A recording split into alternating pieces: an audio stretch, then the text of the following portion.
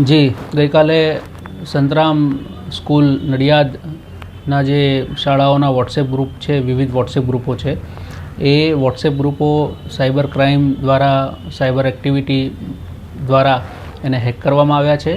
એમાં વિવિધ પ્રકારની લિંક, અલગ અલગ પ્રકારના મેસેજ મોકલવામાં આવ્યા છે.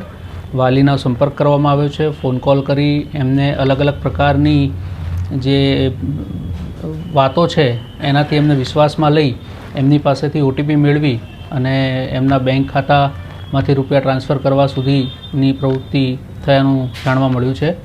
આ જે ઘટના છે એ ખૂબ જ અસ્વીકાર્ય ઘટના છે. આ પ્રકારની ઘટનાઓ ચલાવી શકાય નહીં.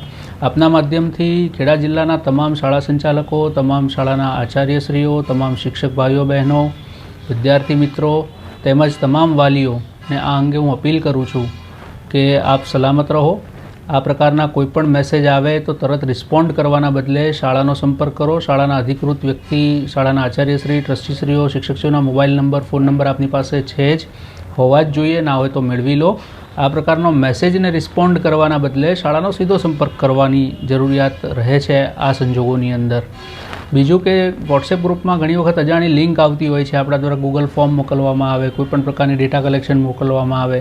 સ્વાભાવિક રીતે આપણને થાય કે આ શાળા દ્વારા શેર કરવામાં આવ્યું છે, તો એ લિંકને ક્લિક કરતાં પહેલાં ઘણી વખત સિસ્ટમ ફાઇલ મોકલવામાં આવે છે, જેમાં .apk વાળા એક્સટેન્શનવાળી ફાઇલો હોય છે. ઘણી વખત ઇન્વિટેશન કાર્ડ, મેરેજ કાર્ડનું દ્વારા પણ મોબાઈલ હેક કરવાની ઘટનાઓ સામે આવેલી છે. આપ પણ જાણો છો સારી રીતે. તો આ પ્રકારના કિસ્સામાં અજાણ્યા નંબર પરથી આવેલી ઇન્વિટેશન કાર્ડ છે, લિંક છે, સિસ્ટમ ફાઇલ .apk એક્સટેન્શનવાળી ફાઇલો છે, એને તરત ઓપન કરવાના બદલે પહેલાં ઇન્શ્યોર થાવ કે આ વ્યક્તિ કોણ છે.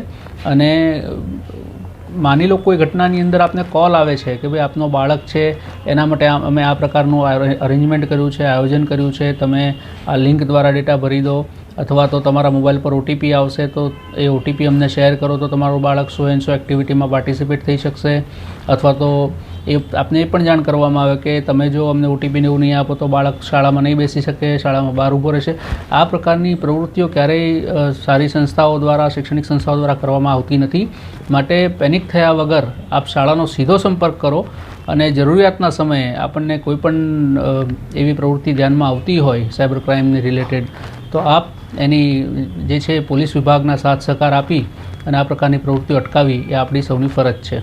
My school is one such future-ready school where I understand each and every concept taught in the class and don't rote learn, where teachers don't just use books and blackboard to teach but use new ways of teaching and learning like audiovisual learning, activity-based learning and group activities, which enhances my conceptual understanding. My school also teaches coding, which is an important 21st century skill. Not just that, I get an opportunity to showcase my skill on a national platform. And with all this, I acquire important skills that make me future ready and confident. Would you also like to know where is my future ready school? Visit now and see for yourself.